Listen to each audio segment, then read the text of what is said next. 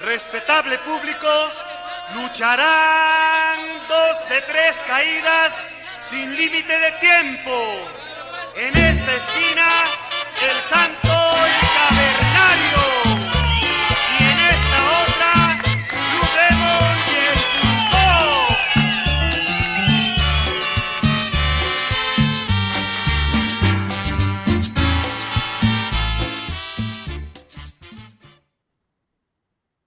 Hello, hello, hello, everyone. This is Lucha Liberace. This is Super Nintendo Chalmers. This is El Hijo de Dr. Swagner Jr. This is Jacko Chandeliger. This is the Great Swagskay. This is Super Delphine Fiend Fiend. This is Yo Soy Lechecero. This is Cero Merienda. This is your host, Doc. And as you heard from those AKAs, yes, I geared them towards Espanol. And that's for a very particular reason because I'm very proud for this first presentation. Me and Arturo have been working hard on this. What's up, Arturo, aka El Cabron Super Nintendo? Not much, man. Like, we're kind of like going through the history of lucha and having some conversations around lucha libre, and hopefully we'll have some interesting ones. I think like we wanted to like kind of like go over a little bit how we got into it. So, like, Doc, how did you get into lucha libre? Well, I got into Lucha Libre. It was about like 93, 94, and I was just changing channels here, as you would at my grandma's house. And my grandma didn't have cable, right? So the wrestling that I would watch would have been like I'd watch WCW Prime in like on Channel 9 on KCLA 9. Yeah, that's what I'm doing here, folks. I'm naming these TV channels. And and after that, we after the X-Men and Batman the Animated Series on Channel 11, that's the Fox station here, they'd have Superstars. So, when I would spend time at home, I'd be able to like watch at 305 that in the mothership Saturday night. But whenever I was at grandma's house, I always had the craving for more wrestling because at that time, children, we did not have YouTube. We did not have smartphones where you can just find anything you wanted to watch at any time. We had to look for it. So, as I was changing channels, like, in the afternoon, as one does and just flips, I go to channel 22 and I see this guy with a tremendous mullet in American flag garb, like jacket pants, talking about how America is the best country and all you guys are just dirty. I'm not going to repeat what he said, but it was, Mhm. of course, Eddie Guerrero, Art Bar, La Novia de Madonna, uh, El And Novio Novia, de no, Madonna, and Novia Madonna, El Novia Novio Madonna. de Madonna, and it was Los Gringos Locos, it was Triple I, and I was just engrossed. And that was my first like experiences just seeing Los Gringos Locos promo because I remember that clearly, and I was like, oh, this is my guy because because you're a kid. And like at the time, like you had guys like Sting in the USA jacket, you had Made in the USA Lex Luger.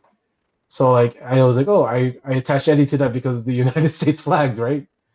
And and then I started watching, and then like there was guys on there. There was Pero Aguayo, there was El Hijo del Santo, there was Pentagon, there was Octagon. There was this guy who was a dynamo in the ring called Mascarita Sagrada, who was 3'5" and did things that you had no idea could be done. There was, as I watched further, there was these young guys there like Psychosis, Winners, uh, Rey Mysterio Jr., Perito, like Juventud Guerrera. Like these are guys who would go on the screen and like just pop out with these costumes, with these moves.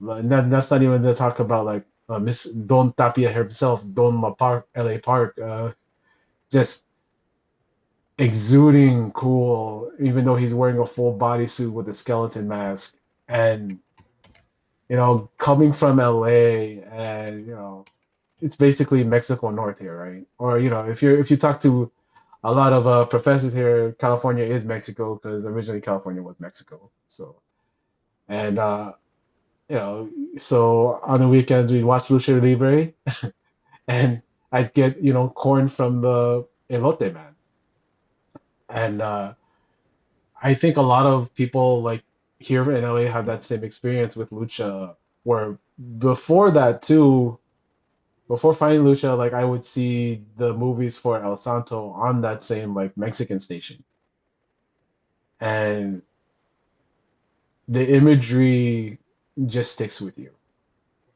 That's how I found Lucha.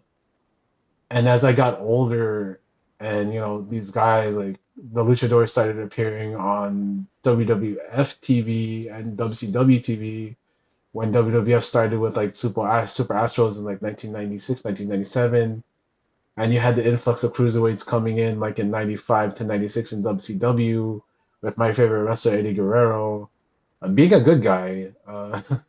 And I you just become entranced in the style, and like the whole reason that I get kept in with WCW after Hulk Hogan took over, even though I loved Hulk Hogan as a kid, was like the action, the excitement. The Rey Mysterio was Spider-Man. He had the Spider-Man mask, so and he Mm-hmm. wrestled like he was like a real life Spider-Man.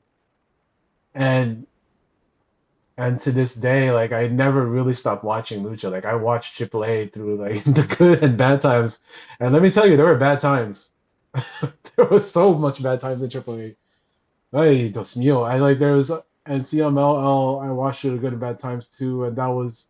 I gotta say this, Arturo. Also, I watched both because Televisa, Univision would play both. Like you never knew which one would come on first because sometimes they'd switch, but you'd always get the AAA hour and then you get the CMLL hour. And that in the CMLL hour, that's how I was able to like get into guys like Atlantis, guys like Ultimo Guerrero, and Yeah, I Pierrot. think Like it's getting like both sides, and like CMLL was always like more of like the traditional. You'd see more technical wrestlers on there, as we call here now. Now that we know the terms like Yave style, versus like in AAA where you get like high flying, more of the brawling, more of like the American style. And I think that it that was my introduction to lucha, was just changing channels at my grandma's house, finding Eddie Guerrero in the American flag clothes, and that's how I got into lucha, man. It's just simple as like if I never decided to just go channel surfing, I never would have found them. yeah, no, that's. I mean that people understand like the way it used to work is like you'd get like the as you said like whatever was on, right, and like wrestling was ubiquitous in doing lucha and differences in different channels that would show up and like. But yeah, you depended on like it being available. And luckily enough for me, turning it back. For me, it's kind of like first. I think probably the Santo movies were kind of an ubiquitous thing, like in because we get like Mm. Mexican cinema on the TV, and Big you in get Latin like America. yeah, big in Latin America, It and was even like big in Spain, as we found out from our friend Orlando, who's going to be on this episode. yeah, I mean like it's big in a lot of parts of the world, and it's there, and it becomes like it's a little bit of like it's like watching the Hulk Hogan cartoons for American fans before seeing the lucha. So you're seeing that. And then for me, I mean, obviously, I'm watching like Puerto Rican Lucha Libre, which is everywhere, but that's not exactly the same. I think probably my first experience with Lucha proper is going to be things like Titanes en el Ring, which was like they would show the Puerto Rican Lucha and they would show Titanes. Titanes is very much more of a pageantry kind of show. Imagine Don Francisco, right? But like with wrestlers and like there's live bands and like there's like the teeny bopper idols. And it's a little bit more like very pageantry. The wrestling's not great. And then as you're saying, like I had Galavision and would get the CML and AAA out, right? And you start seeing like then you start seeing like this is like 90, I want to say like 95, 94, right? And you start seeing like a little bit more of that because again, like the trick is going to be that before that, the lucha was kind of like through these like different channels, and then we start seeing it, like as you said, like it is kind of like incredible that like the first big program is like Santito and Eddie, right? That's kind of the first big Conan too, but we don't like to talk about it. Conan, giving Conan crap. But yeah, like you start seeing this, and it's just it's the uncut stuff, and I don't know. I mean, like lucha is always it's always in the DNA of everything that we're watching from Latin America. So like, yeah, Puerto Rico has it in its DNA. Titanes, which is coming out from like Latin America, goes out today. But essentially, like the movies also have it, but like essentially, it's trying to get at like prime stuff that is in Mexico. And then you start seeing that, and yeah, also races, right? Yeah, it is kind of like, for me, it's a little bit strange because again, like I grew up in that era where like it's this thing that you hear about, but you don't necessarily see. You hear about these fights, you see these pictures, but you don't actually get to see it on TV, and really, you don't really get to see it until like it doesn't kind of come my way until I'm like yeah, like I'm almost like 16, 17 when it starts coming down. And you start seeing, I mean, I'm like, again, I'm talking direct lucha, not like, I'm separating Titanes a little bit, and we'll talk about Titanes at some point. But Titanes is more like the card. It's basically, Titanes is kind of, what's a good example? It's like, Titanes is kind of like Lucha Underground to real lucha, if that makes sense, right? yeah. Right, we're like, it's a little bit more, I mean, it is that kind of feel where like, it's a little bit, it's high reality. It's oh god, what's the name of the wild wrestlers, the women of wrestling, that kind of thing too, which is like high in reality wrestling a little bit, right? It's all high in reality, but you know what I mean, right? Yeah. And I think that as we talk about lucha being ubiquitous and worldwide and global stuff, because I also come Well, I mean, I think my the tricky parents' bit is home country is Philippines, right? Mhm. And like one of my good friends, I call him my little cousin, Jake De Leon. I call him the Joey Chanelas of the Philippines because he's that hardworking. He also wears a mask to the ring, a fighting rooster, and I think that is that's how lucha translates, and the whole thing I'm thinking about, like machismo It's, culture. It's within all of us colonies dream of. I think the 80s are very interesting and strange in a way because effectively, like if you're growing up in the US in the 80s, right? Yeah, Lucha is not readily available. When I say like no, lucha out of Mexico, it's like because unless you're like out in LA, right, or in Texas, yeah, and you're not getting like because essentially you'd have to either get it on local broadcast. But I'm trying to think like it isn't broadly available in like syndication or across the country because but again really like kind of like late 70s 80s a lot of what's available is in the US is southern wrestling, right? Southern wrestling yeah, or out of the Northeast, and you're not unless like like somebody like Mill is popping in, or like you know, and the weird part about this is like it is available out west, but it's cable syndication in the U.S. works out really weird because of the fact that the West Coast stuff is going on like at West Coast time. yeah. You see that a lot of stuff from West Coast doesn't really get syndicated in But early cable, right? but in the 80s, we did have the Guerreros working, WCCW, working Right. Kingston, working Oh yeah, laser. Yeah, AWA. like. Oh God, I was arguing with someone. I was like, yeah, like we, in this house we respect Lasertron. Yeah. And like you also, you had Tito Santana like being one of the like big like Pan American so people stars on know TV. Hector Guerrero's gimmick in WCW is Lasertron, Yeah. which is Hey, it's a like cool that. look, man. He had Well, like like the light so up vest people. too. It was Okay, so awesome. people understand there was this toy called Laser Tag, right? Laser Tag, you'd wear this like little thing on your chest, and you'd have like these laser pistols, and you could shoot. It's like a laser. You could shoot the other guy, and you'd have to hit the little laser thing, and it would light up. And the batteries would last like maybe an hour when you'd get that. And then so the gimmick for Hector, he comes into WCW and he gets this like space alien suit with like a mask. Actually, a little bit You know what? Lasertron is a little bit like hologram, right? in a way. Yeah, in a way, It's very hologram coded. It makes me think that Tony Khan was watching Lasertron, and I laugh. But like, yeah, in this house we respect Laser. I mean, like, he comes in and it's obviously it's Guerrero. He's working like a Guerrero, and it was really fucking cool. And it's one of the better like they sneak that into the WCW work in like 96, 97, and like yeah, like 90. He's Lasertron in 87, right? So it's just like this is where you start seeing like lucha coded characters on TV. Honestly, like I was a big fan. I was actually a big fan of lucha yeah. coded He is also characters. in this series. I'm gonna interview a lot of people. Like you're gonna listen to some YouTube creators that you guys probably watch. You're gonna listen to a lot of five guys who are just fans of Lucha Libre. You're gonna listen to my nephews who, when I asked them what they want out of wrestling, they told me they want masks and they want capes. And you're gonna hear my nephews become Lucha Libre fans. I and with that, like I think, you know, people to think about wrestling and they think about capes and masks. And we saw in the 2026 World Baseball Classics, Mexico be the big face of and have a good run in the World Baseball Classic because every time they would hit a home run, they put on the mask, man. How cool was that?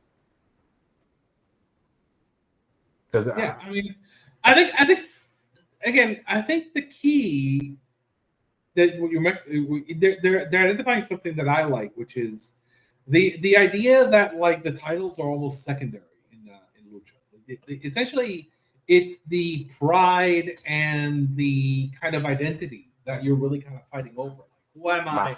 What is my tradition? What is my family? That's kind of the whole thing that they're all fighting, and it's a really kind of cool element to the entire thing and going through it. It's always about issues are always very personal in lucha, right? And it's always about the fanfare, and it's always about being very recognizable and playing and living the character in kayfabe, right? And I think that kind of hits with people because essentially you are hitting, like you are playing this bigger than life figure, and it's all about kind of that conflict in that era. That really makes it really interesting, right? But I'm saying like it's really kind of funny. Like in my brain, essentially, like, I was familiar with the Santa movies and like the bigger than life characters before like I saw them fighting, right? Really kind of like funky. Dude, I just watched Los Justiceros Mhm. like about maybe a couple days ago. Mhm. Such a sick movie. Imagine getting like, Teneblas, Blue Demon, El Santo has a cameo in there. You have Rayo de Jalisco. You have all these like, these legendary names in there and they're fighting like aliens and spies. It rules. It rules. It You know, rules. I love it. I mentioned Laserdron, and like there's this whole thing with him in WCW where like, oh, they based the character on a toy. Where I think the Lucha fans are like, yes, they based the character on a toy, man. What are you talking about? Like, like we were talking about before we got on air. We were talking about like Super Muñeco and like Super Raton and Super Pinocchio, which are like Mighty Mouse and like toy based character. Like yeah, of course they based the character on a toy. What are you talking about? Like Absolutely. Lucha's not shy about that. Like imagine if they get a license like the base character on Goku. I mean, come on, they do that. Yeah. Be the biggest I thing, be the mean, biggest star, be the hey, biggest star in Mexico. hey, hey, Arturo, imagine basing a character on a cartoon, on a manga, and like, imagine how big that character would be for four different wrestlers. Five, five even, five different wrestlers. Imagine that. it's it's a little bit more than that if you start counting the Black Tigers too, man. Oh yeah, 15 guys. If we talk about Tigers And also, and hey, Tiger Mask, of course. Hulk Hogan here, brother. Yeah. There's a great clip of they playing royalties for Hulk, using Hulk as the name for the character Yeah. forever in the comics, which is That's hilarious to me. Because that'd also be like it'd be in the Super Nintendo games for Super WrestleMania. It said yeah. like um, Marvel Hulk, blah blah blah. I thought that was funny. But yeah, man, I think people understand like where we're coming from, and what we're trying to do here is for like our full respect of the art of pro wrestling of lucha libre. This is not your like a deep dive into lucha. This is not this is not your gateway to lucha. This is not like, hey, if you ever want to think about lucha, like hit up this podcast and like we'll learn like everything. Because when people say that shit, like, oh, just hit me up on Twitter and I'll show you like all this stuff because you can follow and then like that shit's cheesy to me because like I mean, I think you're taking sort of like credit for stuff that people have done. What I we're would say doing here, oh I'll say this. This is really important for this journey. Is going to your point. Is like we're learning as we go. yeah, This conversation is coming up after this. We're going to have some really interesting conversations around like things like the origins of lucha and how it was in the 50s and 60s. A lot of stuff is lost, or we don't know it, or we're finding out as we go. And so as we're going through this series, like we're doing research on, oh man, like what was going on in the north part of Mexico, and you'll hear like little details you'll hear on shows that start making more sense when they start talking about like Los Laguneros. Like a lot of the wrestlers in the CMLL shows you watch are Laguneros, which is from the north side, because the north part of Mexico is like this big, huge lucha culture, like outside of TV and then out of Monterrey, and like little things like that, or like the lucha libre promotions that were competing against CMLL in the 50s, how the TV ban came into place, what was actually going on in the 60s where we only have pictures. Like a lot of stuff is like very oral history and very kind of like it's a journey. We don't know a lot of stuff we don't know, or some people know. yeah, And as Doc says, like we're not pretending that we know all this stuff. We want to have this conversation and kind of tell the story, and we're gonna learn stuff as we go along. That's like really fascinating. It's like you'll hear it. Like when yeah, somebody will tell me something that like I was like, well, really, and then like we'll go off on this 5 minute tangent, and hopefully it'll be fun for everyone because like I think again, like I think there's a lot of deep historical lore for lucha.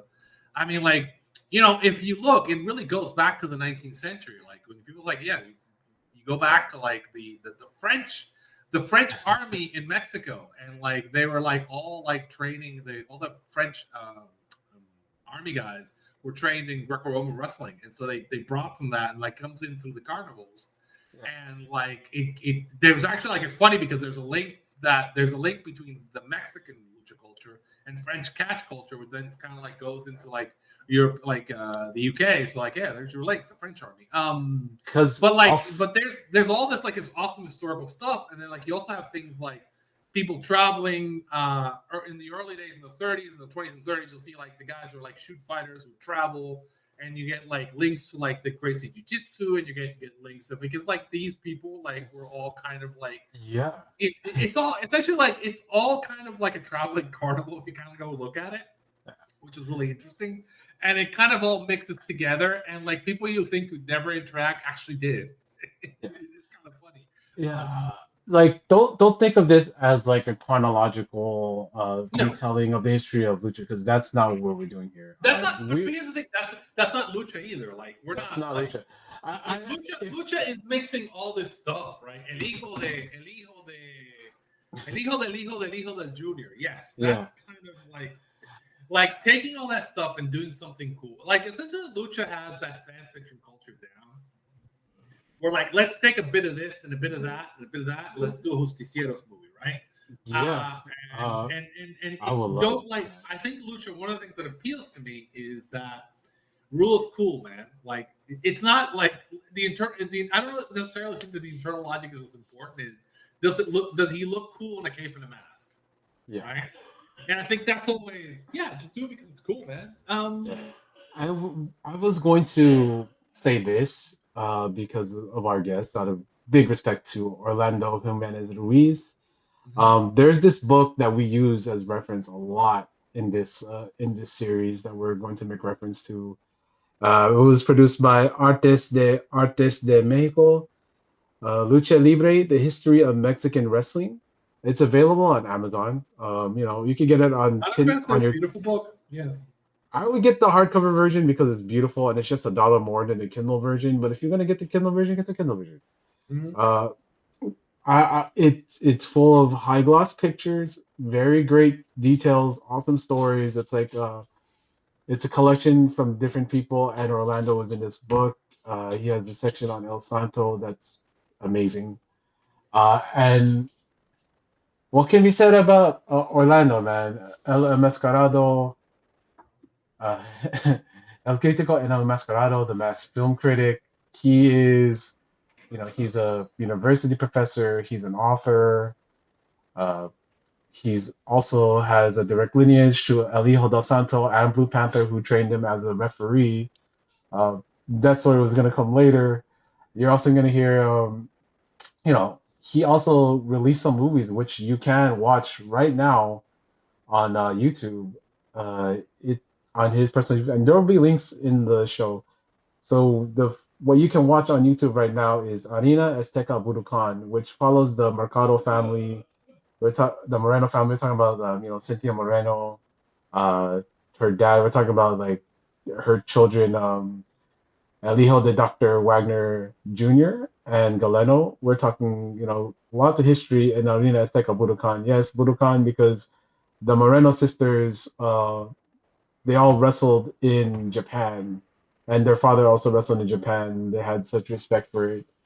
And a lot of the other stories that we're telling through this show is like the connection between Japan and Mexico and the US, and how everything is like pro wrestling isn't as big as you think it is, but it's also global. Um, and I think that people should learn about this stuff. Also, one of the other movies that Orlando made is also called. It came out last year. It was La Femenil, La Lucha No Acaba. It's a film about the women luchadors, which I think right now a lot of the big names in lucha that we want to see hitting on a bigger stage. Your Stephanie Vaquers, your Persephones, your Catalinas, your Olympias. I'll even throw her in because she was born in Mexico. According to Pentagon, that makes her a real Mexican. Thunder Rosa. Like, we're seeing this real big push towards lucha libre in this decade and beyond. And that goes to show you just like what is the influence of lucha libre, especially going on right now.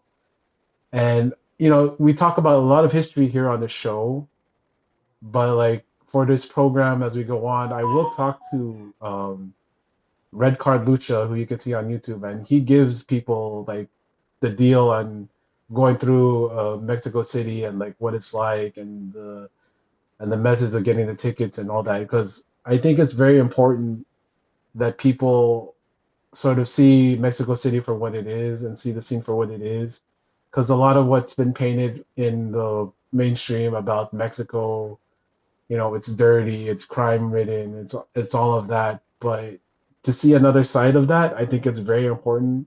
And just like here, we're trying to show like the other side of lucha beyond just like what people see on the surface level. I think that's important. When we talk about Mexican culture and lucha, we are actually going to talk to Mexican people, and we are going to talk to actual luchadors, boys. We're not going to just like read something in the paper and make a movie. That's not what we're going to do. That's not what we're going to do here. That's all we're going to do. We're actually gonna talk to people. But I mean, I think that like, as Locke is saying, I mean, like there is a rich culture and with their own kind of like history and flaws, like any country. And I think like actually like the conversation with Orlando is kind of interesting. We do get into like some of the, again, so we talk about history and how that kind of plays into kind of lucha, and I think kind of why it is a little bit, like I said, like getting back to the idea, like a little bit, it did make it kind of this mythical thing in the 80s because it existed, but you didn't have access to it. You know what I mean?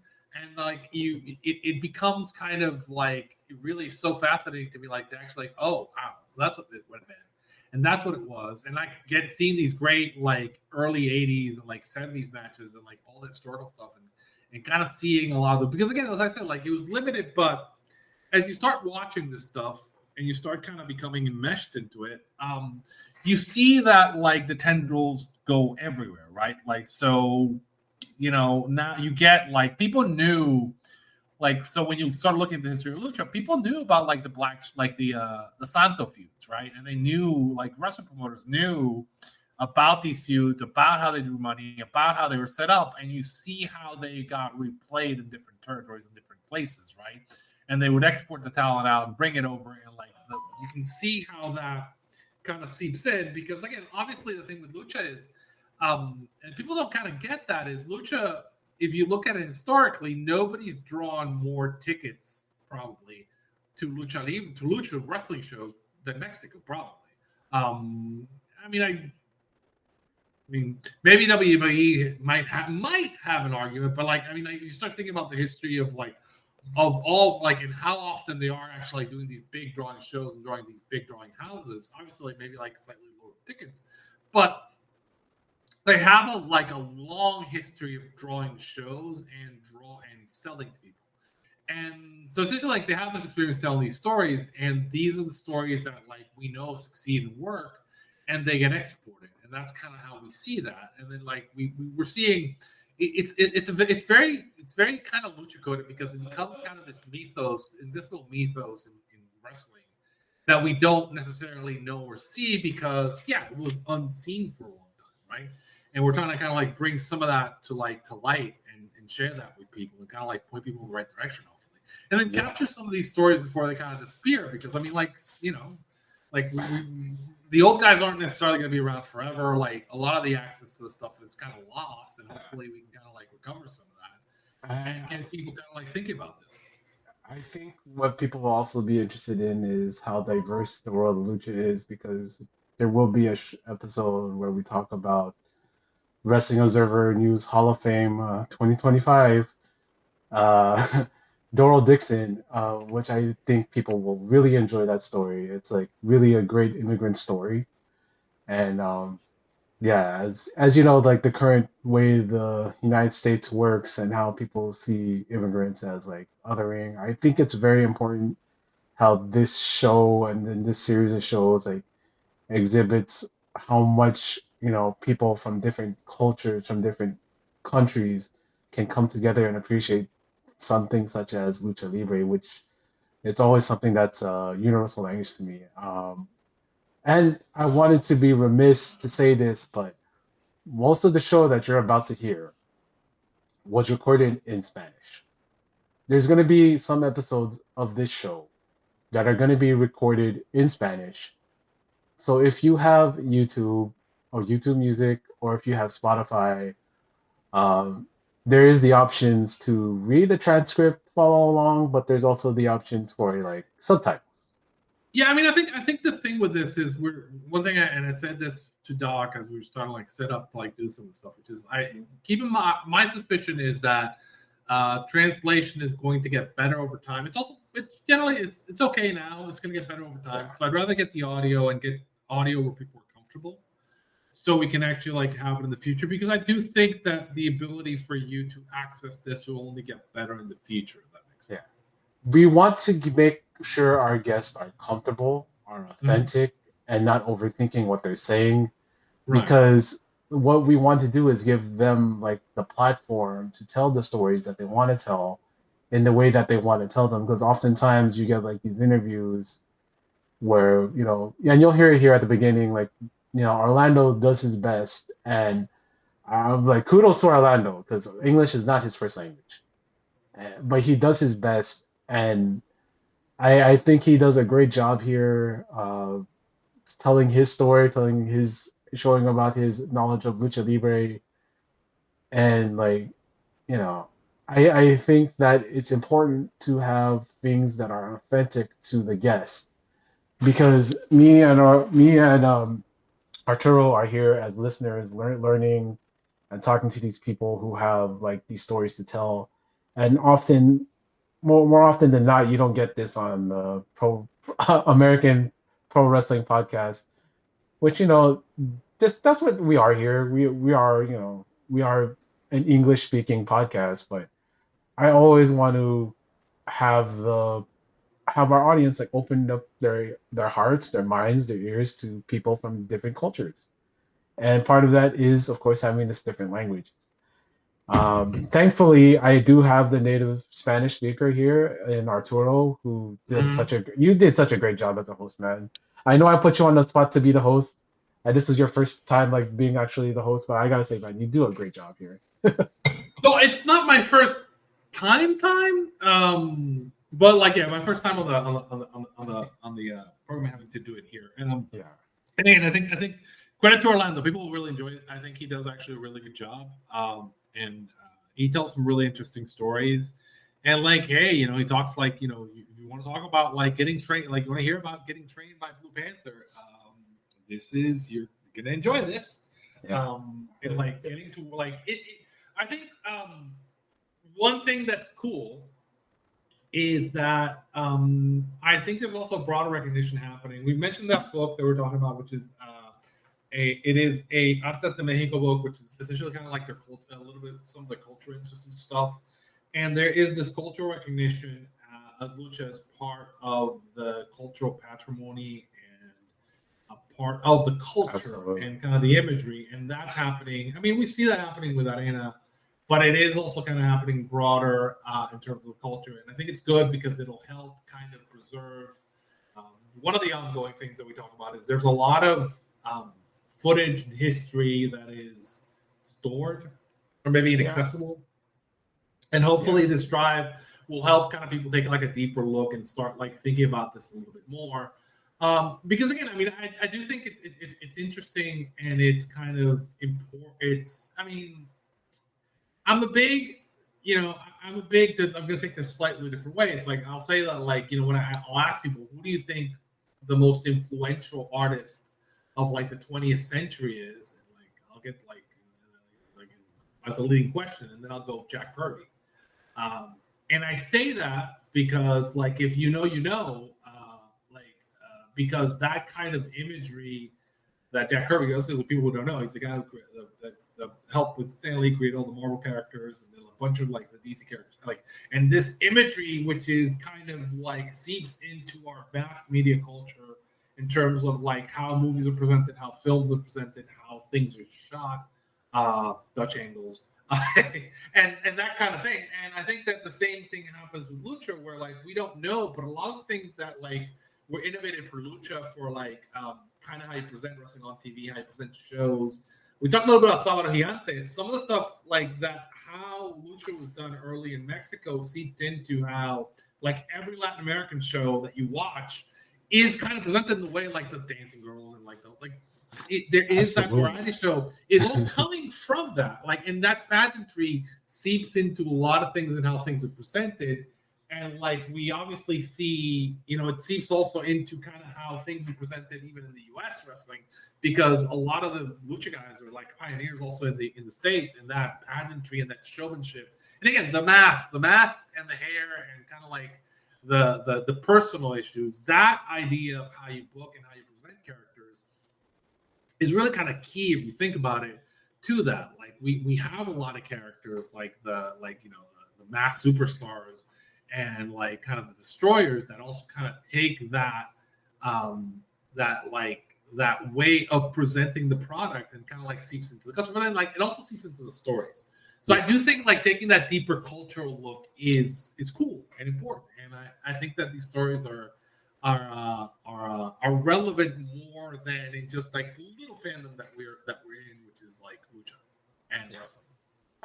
I'm going to give this message as we head out into the episode, and just for the non-English, for the English speakers, the following comments are going to be in Spanish, so I'm going to pronounce it as as succinctly as I can, so your whatever you're listening to can catch it. Gracias, damas y caballeros. El siguiente programa se presenta en español por autenticidad, para la gente, para la raza, para la cultura, para la historia, desde México, desde la lucha libre. Aquí se lucha.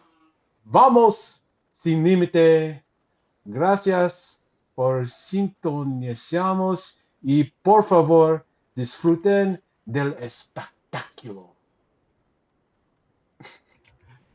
Doing my Mike Bailey gimmick right there. So Dude, Arturo, Mike you Bailey, here we go. just yeah, man, I'm so happy to share this with people. Again, we are not the authority on this.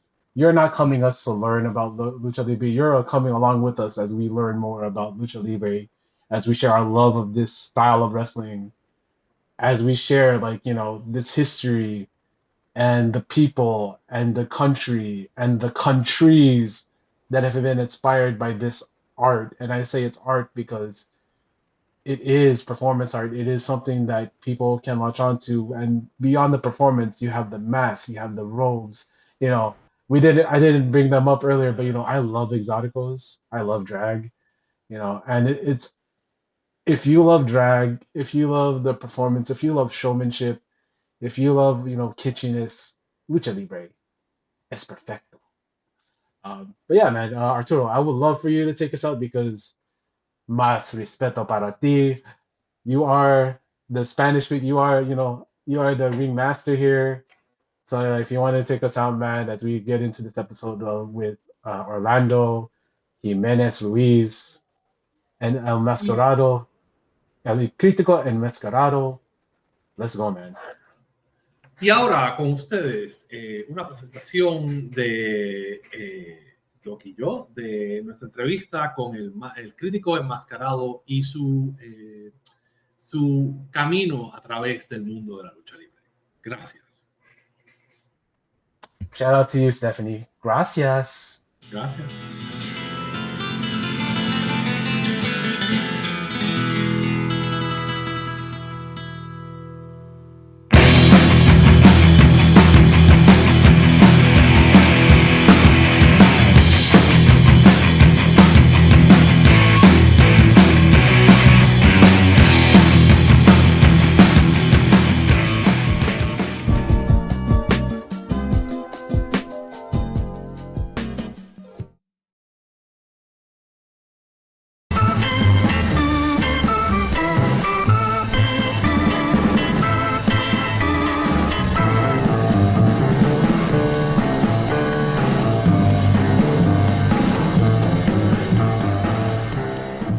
Crying Tiger Mask, aka Jacko Chandeliger, aka Black Tiger for the Culture, aka the Great Swagskay, aka Super Delphine, Fiend, aka the Leche Bro, aka Lechecero, aka your host, and this is a special. This is a special. Okay, because all the way from La Ciudad, Mexico, from Mexico City, Mexico, I have with me the killer film, Orlando Jimenez Ruiz. He is a film critic. He is a film historian. He is a lucha libre fan, and he's here. How are you doing, Orlando? Hello, our friends, our neighbors. Good. I'm very happy to to be here. Yeah, and I am happy to have you here. Mucho respeto para ti, because I know English is not your first language. It's not like, and also like Spanish is not my first language. But I always try to make people learn, my audience like learn about the world and talk to people from all around the world. And to me, pro wrestling, lucha libre is a universal language, right? Everybody can watch lucha libre. They can watch, a wrestling match, and they can understand right away without having to hear anybody say one word. You just see two men in the ring, and that's communication enough. So my question for you is, how you get into wrestling? How do you come to like lucha libre? Okay. Well, I love lucha libre. Excuse me. A lot of people in Mexico, we start to love that very little. No, when I was boy, I come completely full, muy loco por la lucha libre. Entonces, de niño me gustó mucho, siempre amé la lucha libre como muchos niños. Mexico, I love lucha libre, but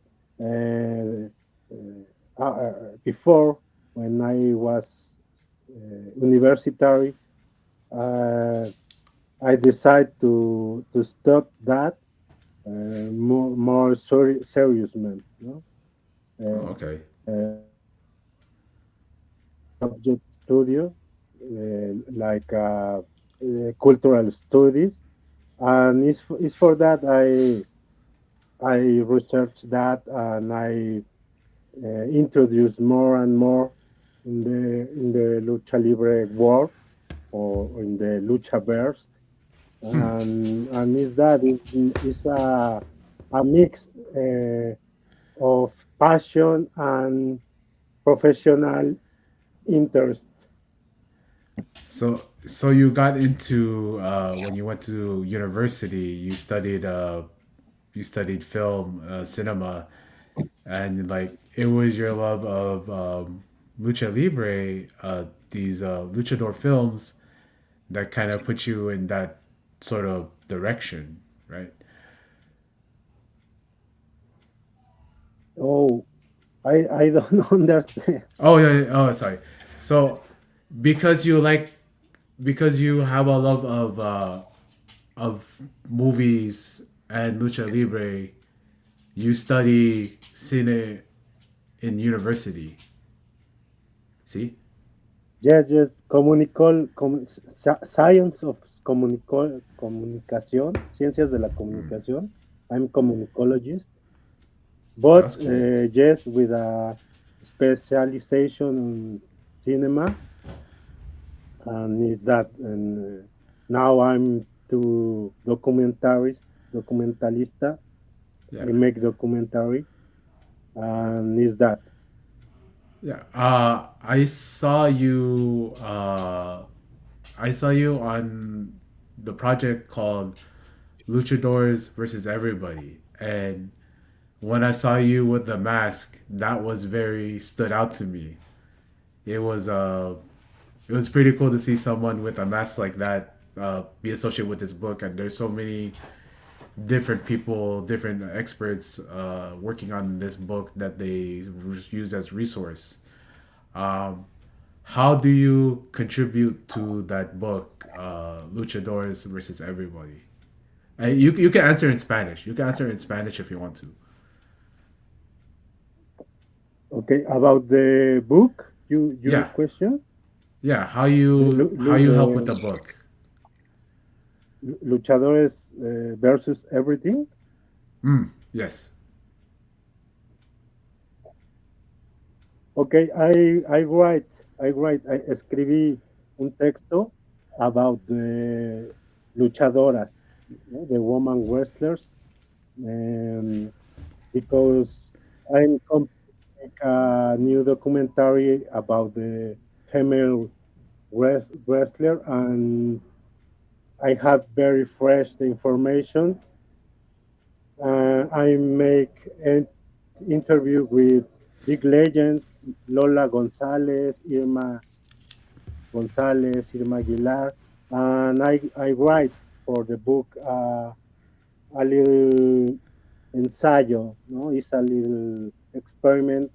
I try to talk about the story of the luchadoras.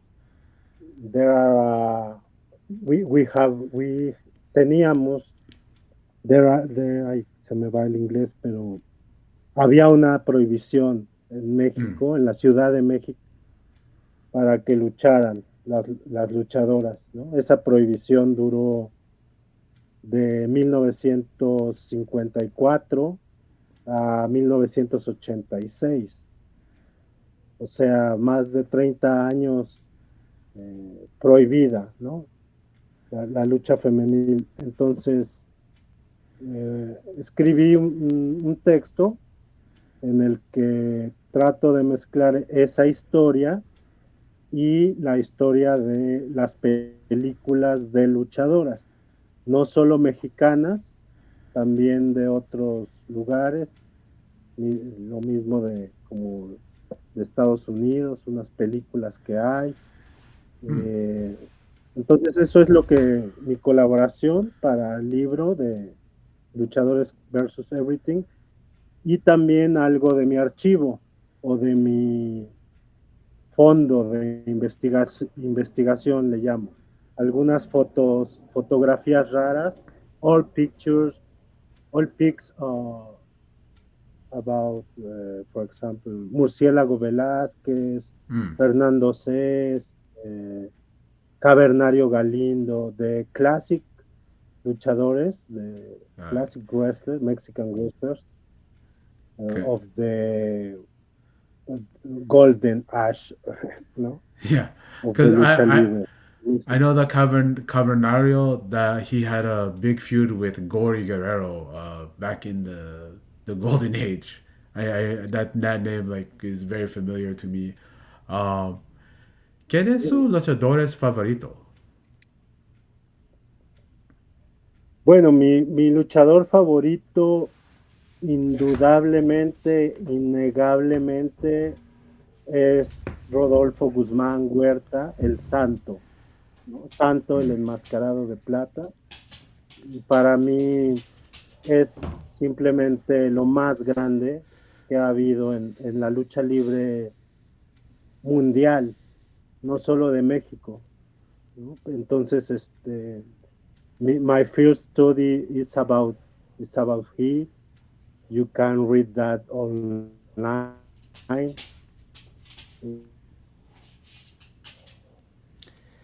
Uh, University, ¿no? yeah. The título es Santo Guzmán, un superhéroe de la industria, perdón, Santo.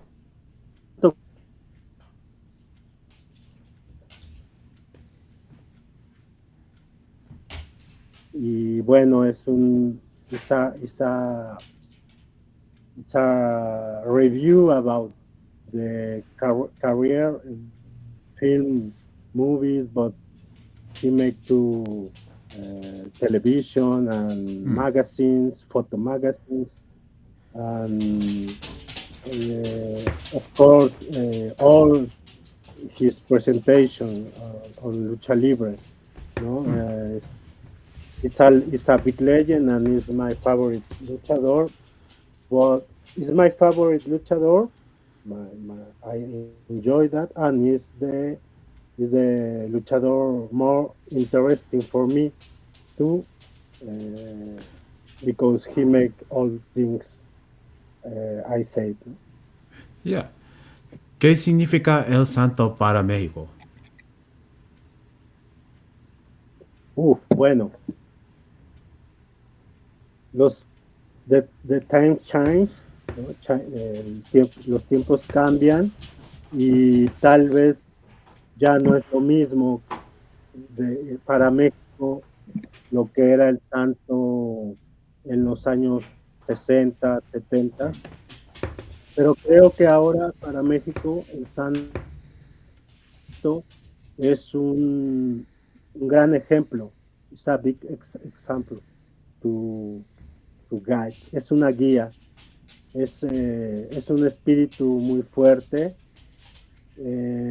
pero sobre todo es un ejemplo de lucha, de disciplina y de ética, que creo que es algo que se ha perdido mucho en el mundo, se ha perdido mucho en la lucha libre también, ¿no? We lost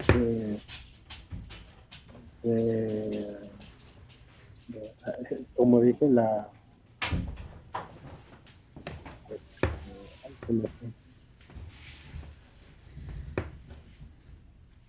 ética, ¿no? Es example of ethic, Okay. de trabajo y de disciplina.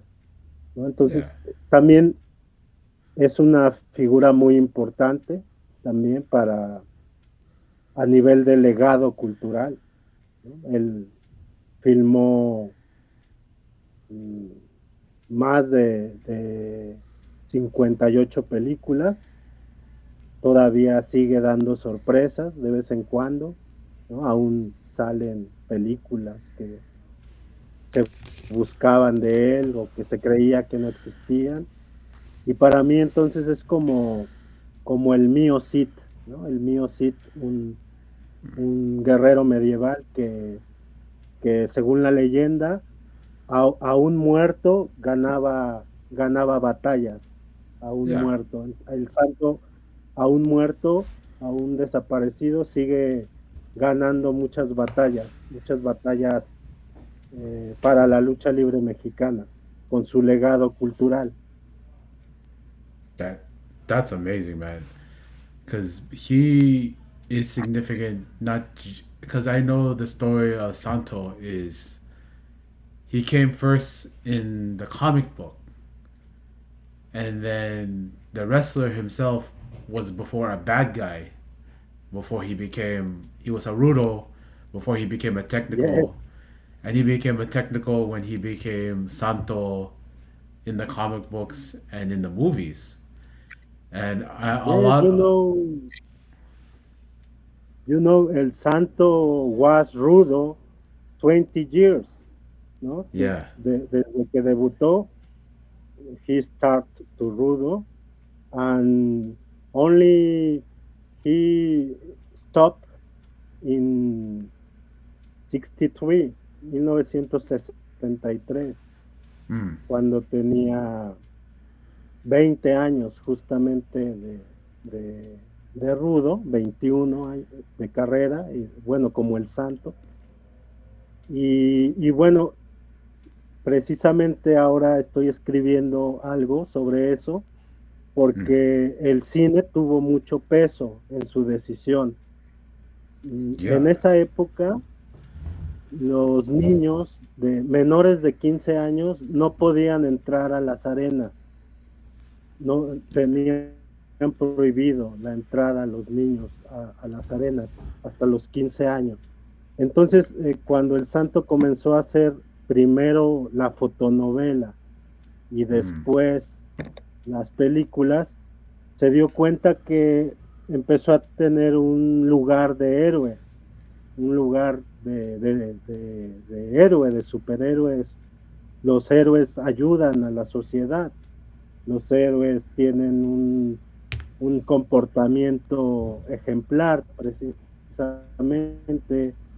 y, y bueno, loable, digamos, ¿no? Entonces, él ya no quiso seguir eh, representando el mal en el ring por esa razón, ¿no?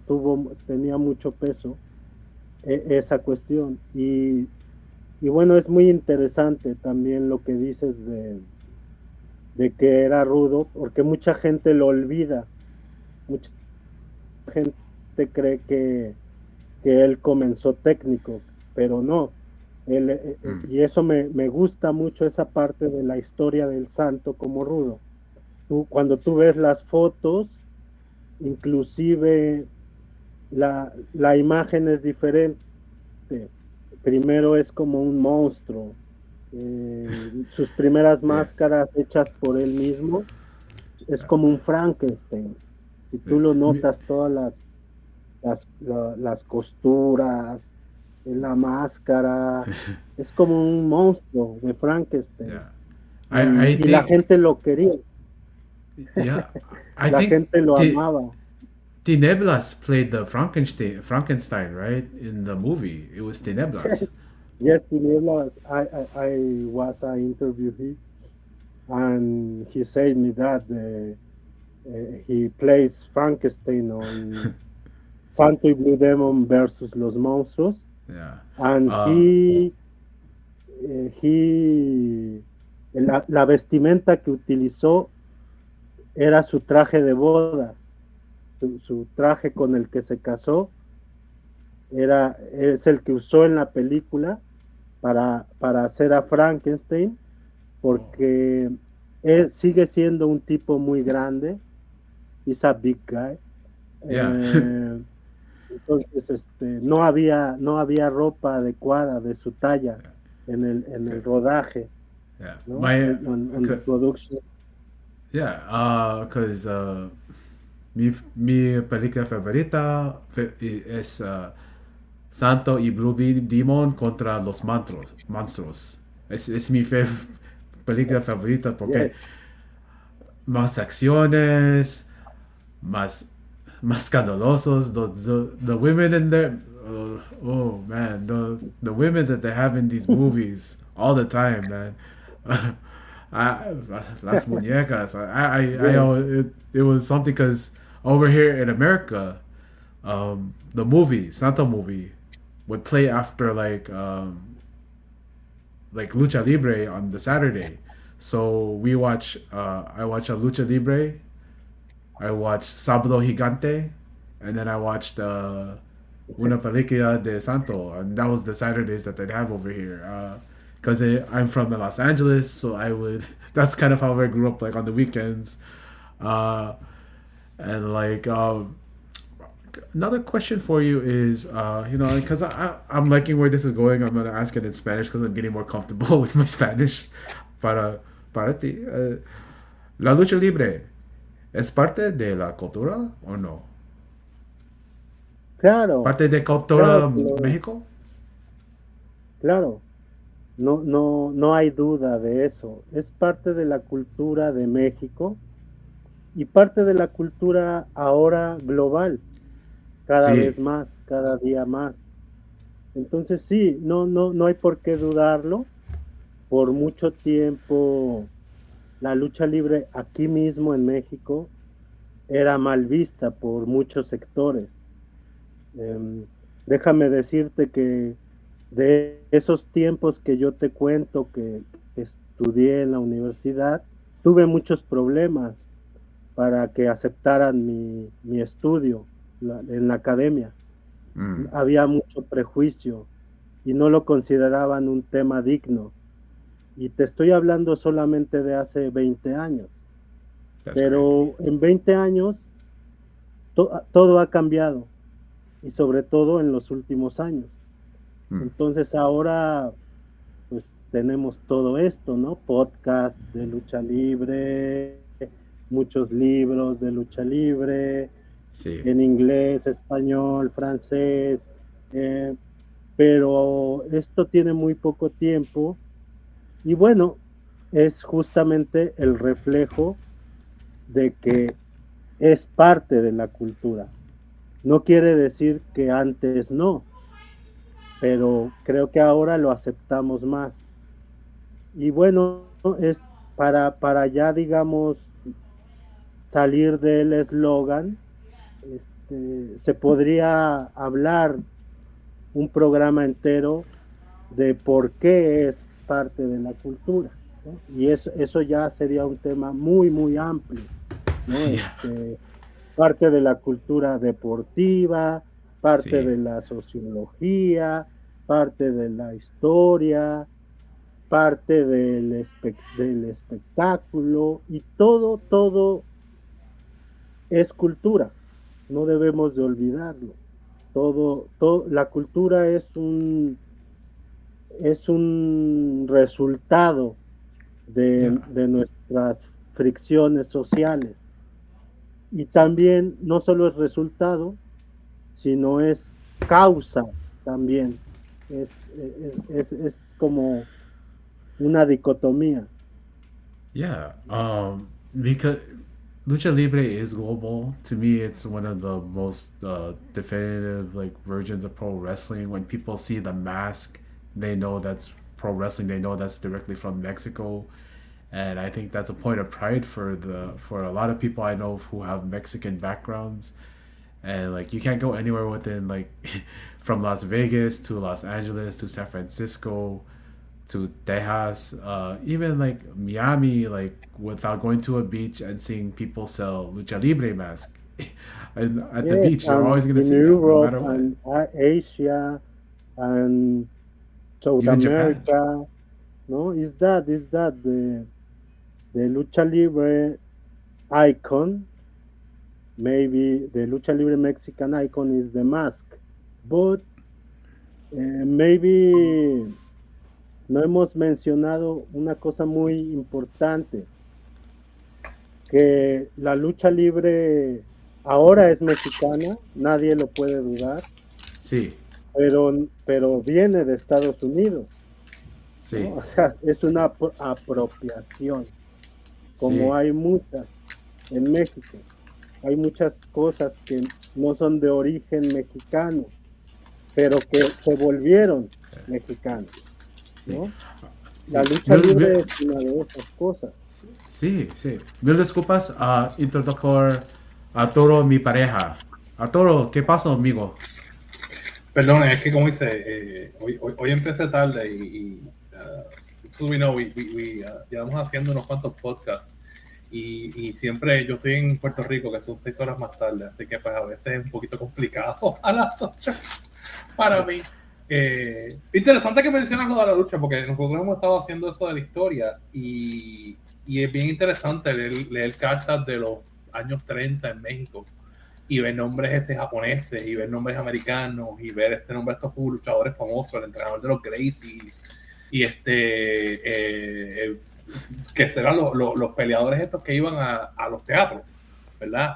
A retar a la gente, vengan, quiero pelear con ustedes, y entonces se retaban así, y así es que empieza todo. Y de hecho estábamos viendo una pelea en Los Ángeles, que era el campeón de Georgia contra el campeón de México, en los años 30 en el Olympic, y de hecho me acuerdo que empezamos a verla y nosotros decíamos, esta pelea no va a ser simple, y eran ya para la tercera caída estábamos todos súper envueltos, porque era como que tan diferente que dice que, o sea, ellos sabían cómo hacerlo, y es hace casi 100 años.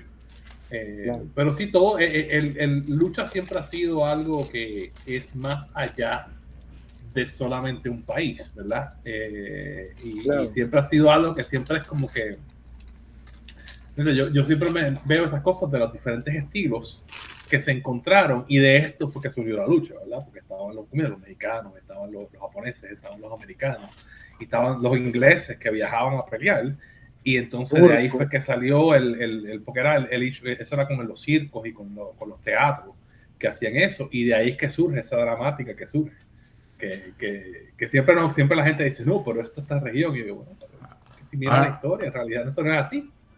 Arturo, déjame presentarte a Orlando Cis, el crítico enmascarado. Mucho gusto, Arturo. Un placer. Y perdona que me haya emocionado tanto con la pregunta, pero fue que algo que hemos estado pensando y viendo nosotros. No, muy bien, está muy bien. Es muy enriquecedor justamente intercambiar ideas y lecturas y hallazgos, ¿no? Con lo que decías ahora, me vino a la mente una frase que yo utilizo mucho, que creo que voy a patentar un día de estos ya, que yo digo que luchar humano es esto que decías de cómo no solamente es de un país. Yo lo resumo así: el espíritu humano es de lucha. Entonces, hace unos años escribí una exposición que ha sido la más importante en México, una exposición iconográfica con objetos, sobre todo de mi gran amigo el coleccionista Cristian Simet, que deben de conocer. Y bueno, montamos la historia de la lucha libre en un museo muy profesional y hermoso que está en Monterrey, que se llama el Museo de Historia Mexicana. Y bueno, ahí hicimos una exposición que se llamó Lucha Libre, una historia jamás contada. Sí. Y bueno, nos dimos a la tarea de escribir ciertos capítulos, y de los primeros capítulos era algo así como la antigüedad Yeah. de la lucha. Y bueno, tú tienes ahí jarrones de las culturas antiguas, de Mesopotamia, de Egipto. Recuerdo un jarrón, sobre todo, en donde prácticamente vienen las llaves de la lucha libre. Sí, La quebradora, la Atlántida, porque claro, es un lenguaje del cuerpo y el cuerpo humano siempre ha sido el mismo y tiene ciertas maneras y claves para ejercer la lucha libre. Christian Saimet tiene un archivo. Just he has like the biggest collection of like luchador history, Yes. lucha mask. Like he has some of the yeah. Hello English speaking audience members. So we've been speaking. Arturo and Orlando's been speaking with each other, you know, and also like the language of Spanish. It's also, you know, soy de las Filipinas, so you know, so they're talking about basically Orlando's like history with pro wrestling, what he's been doing. Christian Saimet is one of the biggest archivists of lucha libre like history, whether it be like the movies, the pro wrestling. If you go look on, I'm gonna throw out this YouTube guy, Arte de Gach. He has a bunch of he goes through the archives that he has, and he has like it's displayed like in museums. Christian Saimet also he might have he's had galleries out here in California that I've gone to. Yeah. It's amazing. It's amazing what he has. Like, and we're talking about even going back to, you know, La Mascara de Plata, El Santo, of course, and and you go from there to Neblas. He even has more current ones, like he has these stories like of Biano Tres, and like it's just amazing. If you ever see this this sort of curation come to your area, I recommend going to it. Also, un pregunta para su Orlando. ¿Cuál es su historia para su máscara? Ok, mi máscara surgió primero como un seudónimo de Killer Film. Era un seudónimo que yo comencé a usar en la revista Box y Lucha. Yo colaboré en la revista Box y Lucha en el del año 2000 al 2002 aproximadamente, un par de años, y tenía una columna semanal dedicada al cine de luchadores.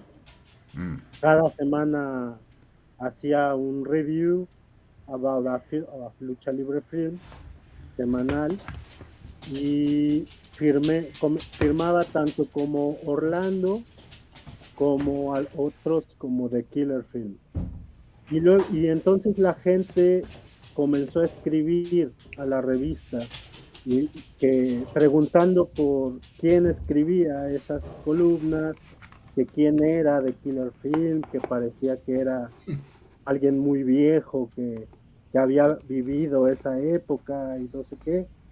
Y eso me gustó mucho, me llamó la atención que el público, que le causara curiosidad al público.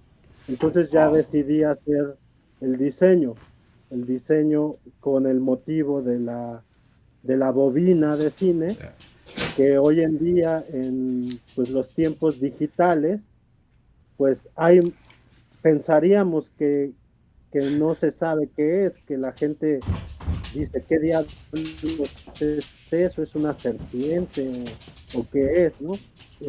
Pero no, he visto con gusto que las nuevas generaciones saben lo que es una bobina de cine y saben cómo antiguamente se proyectaban las películas en este celuloide, ¿no? Entonces, para mí, que sea negra la máscara significa la sala oscura, la sala del cine oscura.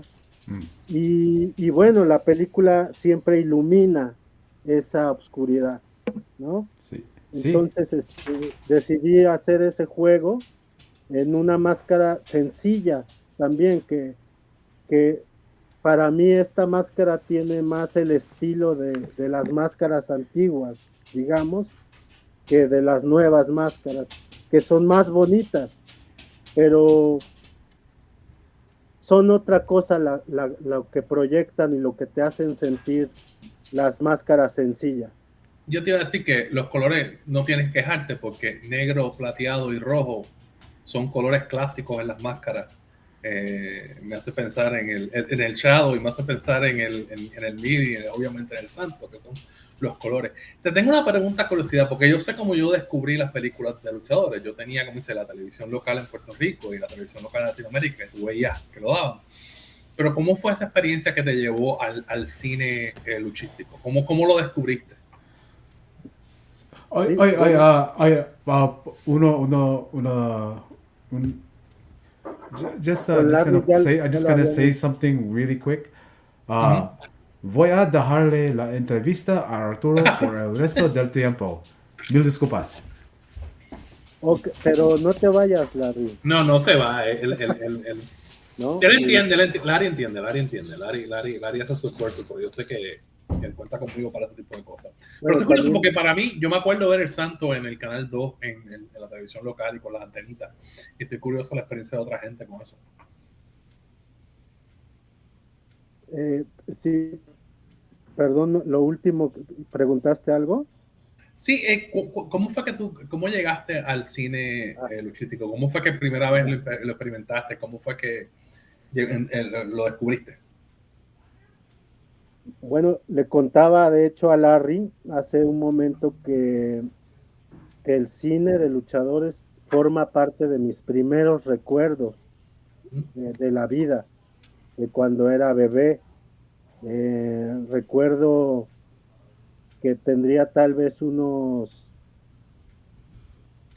5 o 6 años cuando vi la primera película del Santo que yo vi en mi vida y nunca se me ha podido olvidar, nunca.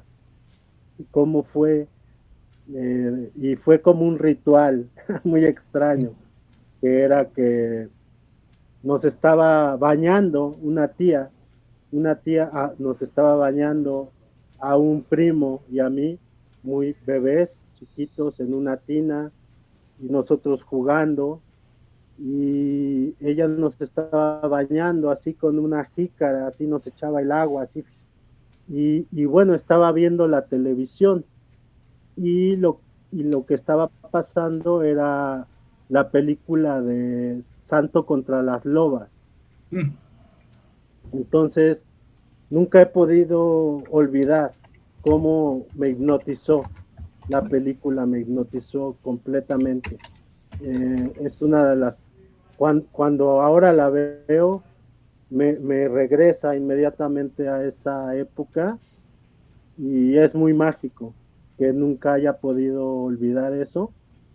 Y también las palabras de mi tía, que las recuerdo con mucha solemnidad, refiriéndose a, mira, es Santo, el enmascarado de plata. Y para mí era así como, pues, ¿qué es un dios? O ¿por qué hablas así de serio, no? Es como si hablaras de un dios. Y bueno, pues es un dios, es un dios de la lucha libre. Entonces, eso, así fue mi primer recuerdo del cine de luchadores, es ese. Y después, como cualquier niño en México, o como muchos niños en México, pues seguí con la pasión, seguí viendo la lucha y el cine de luchadores y al igual que ustedes, porque eso lo compartimos, es una época interesante, los 90. Los 90, ustedes tenían toda la vida viendo lucha libre, pero en México nos la habían prohibido por la televisión. O sea, estuvieron prohibidas la lucha libre estuvo prohibida para su transmisión en la televisión en la Ciudad de México, ojo, porque en otros lugares sí, en Monterrey, en Ujú. Guadalajara, sí se transmitía. Eh, pues por cerca de 40 años, Desde el 55, correcto, ¿verdad? así es. Y hasta el 89 regresa paulatinamente, ¿no? A la tele, primero por cable y luego a la televisión abierta. Entonces nos regresaron prácticamente la lucha libre masivamente y entonces es una época muy bonita que compartimos. Ahora Larry decía esas tardes de sábado gigante, ¿no? La lucha, eso es nuestra misma cultura, it's the same for us and for you, ¿no? Yo te digo, una cosa que siempre me estuvo curioso, porque en mi experiencia en Puerto Rico, nosotros teníamos nunca nos quitaron la lucha, ¿verdad? Entonces yo me acuerdo cuando la lucha mexicana vuelve a la televisión, pero mi curiosidad siempre con usted, y te compartía las películas, yo veía a los luchadores, pero mi curiosidad siempre fue, ¿tenían acceso a otra lucha en esa época antes de que volviera la lucha mexicana o no? Sí, bueno, un poco antes estaba Glow. Ah, Eso sí, era muy sí. fino. Ah, sí. Primero tuvimos Glow antes que la lucha libre mexicana en la tele. Y era maravilloso, maravilloso. Arturo Rivera, el narrador, el comentarista de lucha libre, le ponía sobrenombres mexicanos a las luchadoras. Por ejemplo, a The Monster, Ah, ¿no? sí. Monster Bertha, right? Esa es ¿no? Acá le llamaban Doña Furibunda. Entonces, sí, es por eso que es una época muy interesante y en sí todo el fenómeno de la lucha libre mexicana, americana. Es decir, yo creo que es algo que nos hermana a las culturas gringa y frijolera. ¿Quién fue tu primer héroe de la lucha que estabas viendo? ¿Quién era tu primer como que este es para mí, como dice, yo siempre, a mí el lucha, pues, lo digo, Bruiser Brody ese era mi, yo era él y después a TNT, que era Sabio Vega, y después, como dices, los que yo estaba. ¿Quién era tu héroe? Bruiser Brody, Bruiser. Sabes que hasta hace muy poco yo conocí más de él y me tiene impresionado, me tiene fascinado. Ahora he estado viendo el capítulo ese que hay de Dark Side of the Ring y estas cosas. Y wow, es increíble. Y quiero conocer más de él. Él era, una cosa fascinante de él era periodista. Él era periodista antes de meterse a la lucha y era un escritor.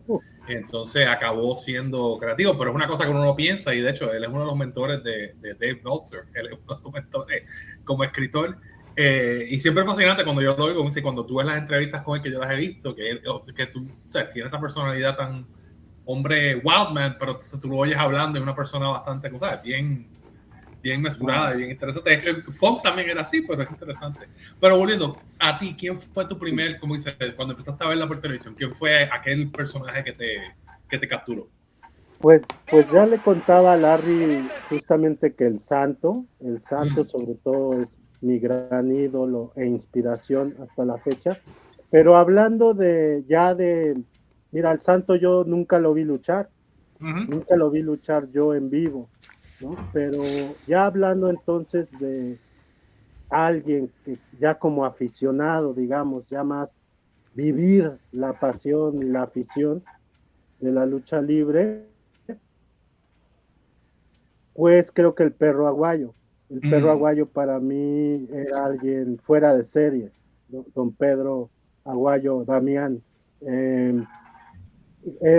Yo creo que alguien que te descolocaba totalmente, que a mí me gustaba que rompía los límites de la ficción y de la fantasía de la lucha libre, ¿no? Era muy impactante para mí e inclusive recuerdo que que me dio mucho coraje cuando Conan lo rapó.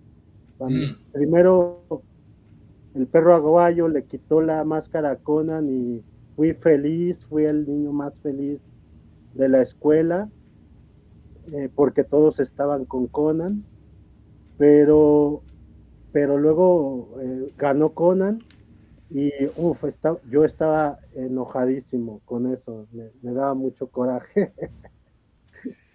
Entonces el perro aguayo y bueno, Satánico también tiene un lugar muy especial para mí. Estos hombres rudos, crueles, que inclusive te hacían temblar un poco, y el vampiro canadiense, porque siento que él él para nosotros es lo que es místico hoy, para esta nueva generación o una nueva generación más adelante.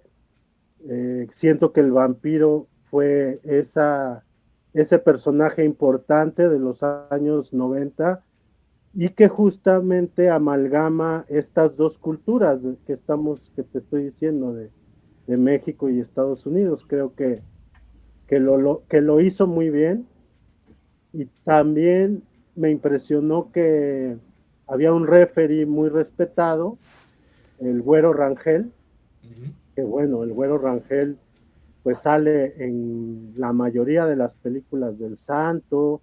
Es un referee que viene desde los años 50 y bueno, que falleció, no recuerdo bien cuándo, pero por ahí que será de 2010, o sea, duró muchísimos años. Y recuerdo que él decía que solamente después del Santo había visto a alguien que tenía ese arrastre con la gente, capaz de llenar una arena casi que anunciando su nombre, y era el vampiro canadiense. Entonces creo que hay que respetar mucho eso. Nosotros otros días estamos viendo una pelea de él contra el Mesías en Puerto Rico.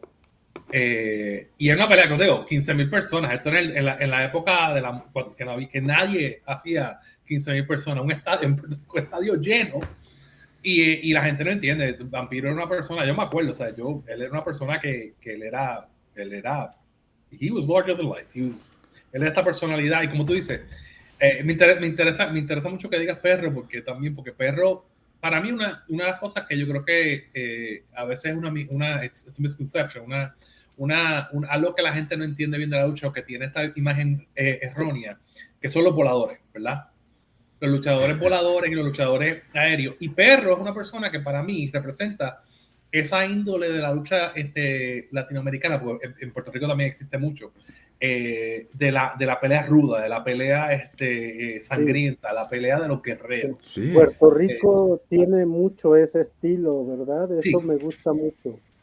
¿Cómo se puede diferenciar?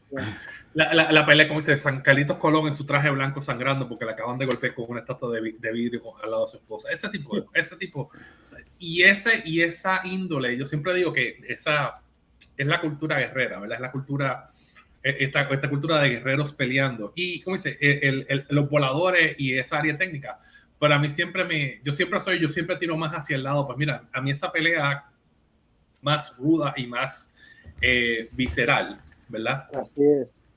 Así fue que yo lo aprendí. Y Perro, pues yo admiro muchísimo a Perro. Y como dice, y Vampiro es interesantísimo, porque también él, cuando los luchadores ponen, la lucha mexicana hace mucho esto, a mí me gusta, que ponen no es, lo que hacen en Estados Unidos es que es el spooky, no, pero vamos a poner estos elementos mitológicos, vamos a poner estos elementos de héroes más grandes de la vida, héroes de mito, y eso es algo que yo creo que, pues, la lucha lo hace mejor, en mi opinión. O sea, logran poner estos héroes que van más allá, y es algo que a mí me gusta, porque sí, o sea, así es que yo lo he hecho. Y como dice, me es interesante porque yo la veo, porque esa es una de las luchas que nosotros tenemos cuando hablamos de la lucha, es cómo le presentamos, mira, va más allá de solamente los voladores. O sea, cuando yo le explico a alguien, mira, Santo era rudo, ¿verdad? Santo Ya. empieza como rudo. Santo era el rudo más rudo.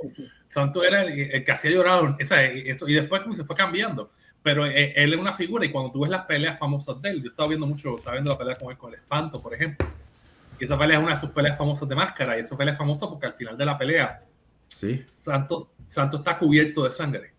La máscara de plata cubierto de sangre al final de la pelea. Y es cómo van más allá, como dice.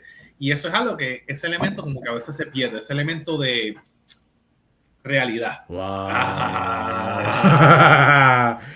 That's dope. Holy cow, man. That's dope. Curiosamente, estoy escribiendo ahora unos libros sobre grandes rivalidades de la lucha libre y me tocaron escribir, afortunadamente, esa pelea que dices, Santo contra el Espanto, primero, la de Huracán Ramírez contra el Espanto, tercero, Sí. Sí. y la de Huracán Ramírez contra el Enfermero. Y bueno, sí, es este tipo de lucha que también es parte de la tradición, un tipo de lucha strong, fuerte, recia, pero sabes que el Espanto primero era el luchador más elástico, pese a su peso, pese a su tamaño. Las crónicas inclusive esa rivalidad queda registrada en 2 películas, ¿no? Que es Santo contra los villanos del ring. Ahí está inmortalizada la lucha por el campeonato semicompleto entre el Santo y el Espanto, ya sin máscara, pero en la película de Santo contra el Espectro del Estrangulador, salen fragmentos de la lucha máscara contra máscara del Espanto y el Santo, que es lo que comentas, y ahora la estoy estudiando con detenimiento porque por lo que yo pienso que siempre hay que investigar más y para aseverar, pero yo creo que esa lucha, justamente como tú dices, fue tan sangrienta que no les terminó sirviendo mucho para el cine, porque No, bueno, ellos ¿sabes? es recreada porque las fotos existen. O sea, yo he visto las fotos. Sí. Y las fotos, cuando lo describen los periodistas que hablan de que la sangre, porque los dos están sangrando, y tú ves la foto famosa que los espantos están cargando al espanto uno para afuera después de la pelea, sangrando. Increíble. Y tiene la sangre en el piso y la pelea, pero que supuestamente que fue el que leí, que el referí le pregunta, el que tú decías, el referí que es el amigo del Santo, que el Santo le pregunta quién ganó la pelea al final, porque estaba tan aturdido de toda la sangre que había perdido y la máscara roja que tenía. Sí. Y él le dice, tú ganaste, profe. Y entonces, sí, procedieron. Pero una pregunta que yo te hago, es curioso porque yo estaba estudiando este caso. Yo estaba pensando, ¿el acto de los espantos o el espanto 1? Tú dirías que es porque mi impresión es que el espanto 1 lo estaban preparando para ser una gran estrella. Y lo llega a ser, pero obviamente su vida se corta. Una tragedia. Pero yo siempre como se he pensado si es el acto o es él que cargaba el acto. Es una parte que no he llegado a una conclusión todavía. Sí. Sí, perdona, no te entendí bien la pregunta. Que si la estrella es el espanto 1 o los espantos. Sí, mira, según lo que yo analizo y veo, el Santo ya se estaba queriendo retirar de la lucha libre desde el 59. Ahí tú ves sus entrevistas y él ya está anunciando que ya se va, ya está pensando en el retiro. Y el cine le cambia toda la perspectiva, todo. O sea, hay que recordar que ya lo habían invitado a hacer una película en 52, que la escribieron para él, José G. Cruz, que era quien le escribía las fotonovelas, y la rechazó. Y está la carta que dice el Santo por qué la rechazó. Y la terminó haciendo El médico asesino. El médico asesino, correcto. La película del enmascarado de plata. O sea, fíjate, ni el nombre le cambiaron, se quedó así. pero era para el santo, en Bueno, 52. Y hasta Y el, él la personaje, rechazó. hasta el personaje del santo todavía está en la película, aunque es malo, no bueno en esa. El enmascarado de Ah. plata se llama el villano. Correcto. Sí. Bueno, uno, el tigre es uno y otro es el enmascarado de plata. Oh. Pero la cosa es que el santo participa en el cine hasta el 58 en la isla de Cuba, Sí. que por cierto tienen que salir corriendo de la revolución cubana, así tal cual. Hay grandes anécdotas, eso podría ser todo un libro de cómo terminan secuestrando, inclusive la película latente aún, sin revelar, y se la llevan para México, ¿no? Pero entonces esas películas se estrenaron hasta 62, o sea, te das cuenta, o sea, el santo ahí en 62 apenas descubre, mira con sus ojos propios el efecto del cine en su imagen. Sí, yo creo Descubre cómo se vuelve una estrella de cine. Y yo tengo entonces eso le cambió todo. Y ahora nada más para abordar lo del espanto. El espanto y sus hermanos, sobre todo el espanto segundo, que era el mejor de todos, el que tenía una mayor preparación en la lucha libre, son parte de una generación que justamente va a suplir a estas estrellas primeras, y Sí. entonces estás en lo cierto. Él es la estrella. Es impresionante el paso del espanto, se podría decir así, desde que llega a la Ciudad de México en 59, donde por cierto debuta en un cine, en el cine Politeama, donde también se hacían luchas libres, hasta el 68 que lo asesinan. Pero básicamente el del 59 al 62, el espanto tiene uno de los pasos más impresionantes de la lucha libre. Para arriba, para arriba, para arriba, vence a todos, rapa al cavernario Galindo, rapa a Benny Galán, cuando se une con el espanto segundo, vence a Karloff Lagarde y a René Guajardo, que son unos monstruos. Entonces era imparable el espanto primero. Entonces, esa lucha es muy importante porque se dan con todo. El santo, muchos pensarían que la tenía fácil, no. O sea, justo lo que acabas de decir, ni se entera si ganó o perdió, ¿no? Hasta el final. Y entonces eso es muy significativo de el cambio generacional en la lucha libre, ¿no? Después sucedió pues que el santo decidió quedarse y eso le convino a todo mundo en la lucha libre, pero ya venían estos luchadores nuevos pujando muy fuerte, pujando muy fuerte. Después, no se diga el tercero, que ahí creo que ya el plan de que se presentaran juntos los tres hermanos enmascarados, pues se cayó porque en 63 pierden la máscara primero el segundo, primero el segundo, primero el espanto, segundo pierde la máscara con Rubén Juárez en septiembre, y en octubre la pierde el espanto primero con el santo.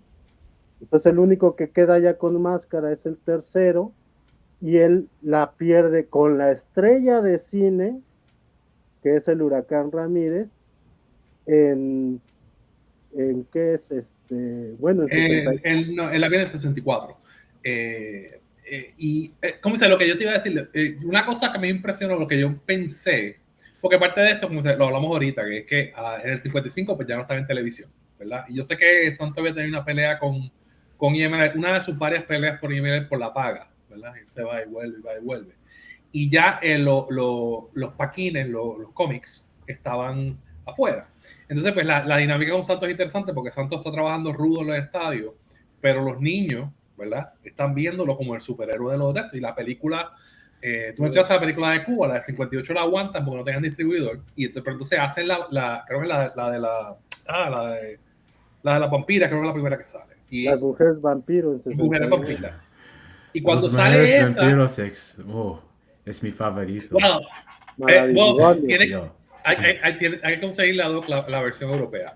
No, Hey. pero voy a decir que Esa es otra. esa es otra. Entonces, Es tienen que el cambiar, vampiro y el sexo. tienen que moverlo de ruda técnico, ¿verdad? Tienen que moverlo de ruda técnico. Y mi percepción es que ellos escogieron a los espantos como el acto que vamos a hacer mientras movemos al santo a técnico. Y tú hablas de como las apuestas son que Espanto 2 pierde contra Rubén Juárez, ¿verdad? Pero entonces Espanto 1 le gana a Rubén Juárez y le gana la Cabellera. Y ellos están haciendo esta preparación para que tú pienses que la pelea con el santo va a ser en el aniversario 30 primero arriba va la de Espanto 2 y después va de Espanto 1. Y después hacen el show especial del santo y Espanto de la apuesta. Y yo presiento que lo que estaban haciendo es como le ganó a Juárez y le corta el pelo a Juárez, que tú pienses que le va a ganar a Santos, porque hay unos paralelos con la pelea de Shadow, ¿verdad? ¿Te acuerdas? Porque están pintándolo como que esto es el reverso de la pelea de Shadow. Y el momento clave en la pelea, cuando al Santos sangrando lo ponen en la cama, en la llave de Santos, para que se rinde. Entonces logra reversarle y es que gana, pero que todo momento esa pelea está seteada para que tú pienses que lo va a perder. Pero después de esto...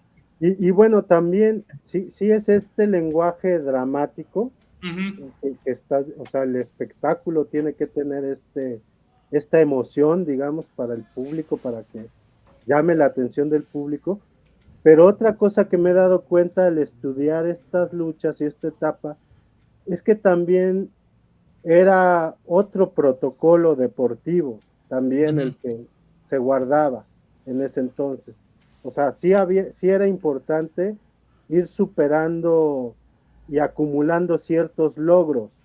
Y recuerda que había unas clasificaciones muy estrictas. Cada mes las revistas sacaban su clasificación de quién es el mejor peso ligero, quién es el mejor peso medio, quién es el mejor rudo, y quién es el más popular fuera de eso. O sea, había un mayor protocolo para sacar retadores de los campeonatos y para ir ganando derecho justo de apuesta. Entonces creo que eso también tiene que ver. Y luego no sé si recuerdan, pero hay unas fotos muy famosas de El Santo con la máscara del Rayo de Jalisco. No sé si las conocen. Verdad. Sí. Arturo, I just I love this conversation, and we're definitely going to continue it, probably in the next one that we're going to record right now. But I usually ask these two questions for the end of my podcast, and we're definitely going to continue this, Orlando. But the first question I have is, ¿cuál es su comida dulce favorito? ¿Tu postre favorito, Orlando? ¿Mi postre favorito? Sí. Postre favorito, sí. A ver, ¿cuál es mi postre favorito? Pues a mí me gusta mucho la nieve o las paletas heladas de ciruela pasa. Me gusta mucho. Y también el ice cream, ¿no? De nuez. Eso me gusta mucho. De nuez, qué interesante. Aquí los hacen artesanales y yo comía y eso es algo, eso es bueno, es diferente, bueno. Yo soy muy de los limones. A mí me gusta mucho el key lime pie. Eso, ahí se me sale un poquito el cubano. Y me gusta ese sabor de lima, la tarta con el dulce. Eso me lo enseñó mi abuelo y yo me quedo siempre con ese, como que me trae buenos recuerdos. Larry, ¿y tú cuál es tu postre favorito, Larry? Flan. Flan. I think I'm gonna ask this question and then I'm gonna have Arturo translate the question I asked everybody. But first, primero, ¿dónde pueden las personas encontrar tu trabajo y seguirte? Seguirte. Seguirte. Sí, Yeah, where can people mira, follow you?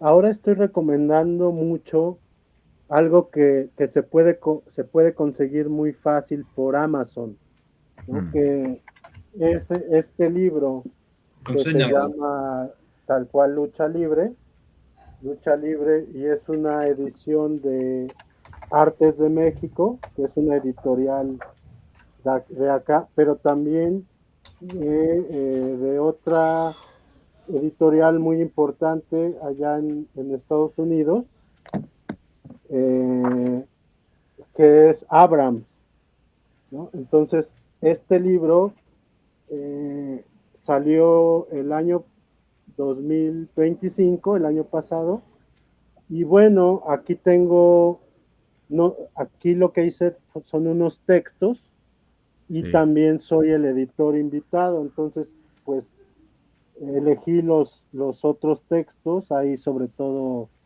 cuentos y hay textos sobre, por ejemplo, la, la máscara que justamente escribe Cristian. Hay otros textos de otros autores, unos importantes para México como Carlos Monsiváis. eh, Vienen artículos sobre la lucha femenil, viene mucho arte, mucho arte de la lucha libre. That's hella cool. I love Y that. entonces, bueno, este libro pues lo pueden conseguir ahí en Amazon y está muy bueno, la verdad, tiene mucha calidad y los textos me gustan, son de mi texto, ah, porque la pregunta era esa de pues dónde se podría leer algo mío. Aquí vienen un par de textos míos y son de los textos que más me han gustado a mí personalmente.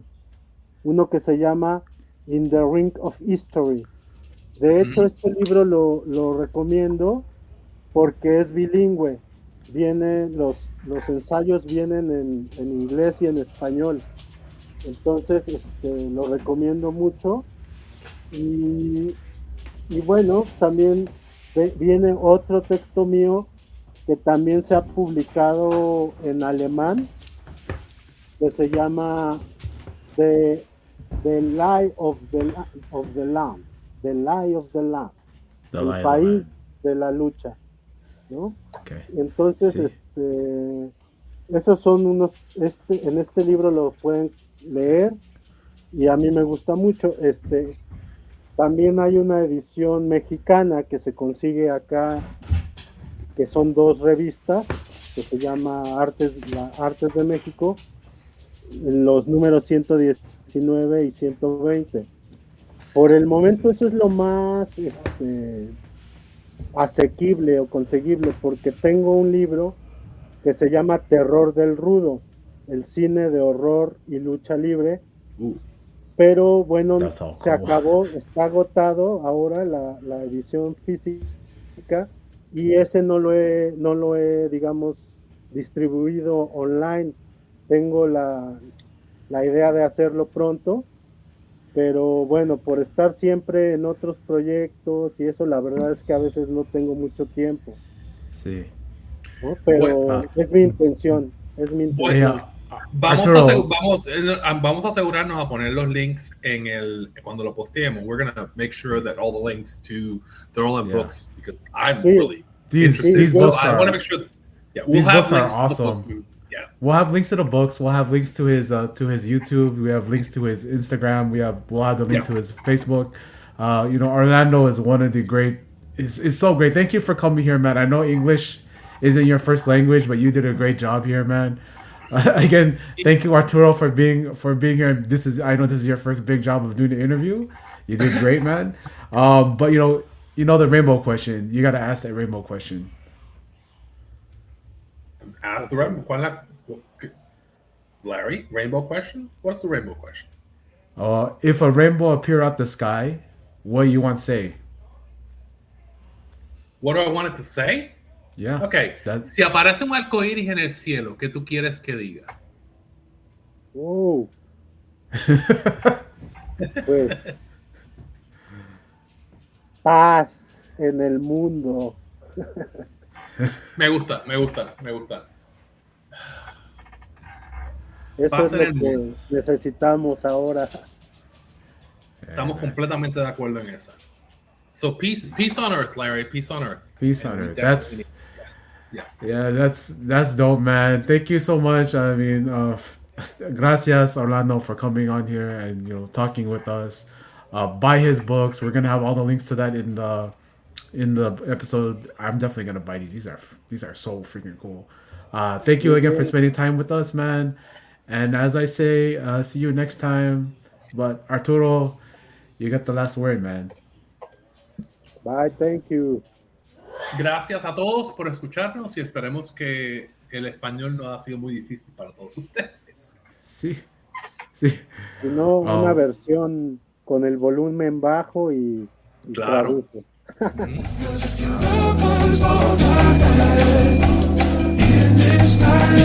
Well, that would give me love to the end of time. So rest your weary heart and relax your mind.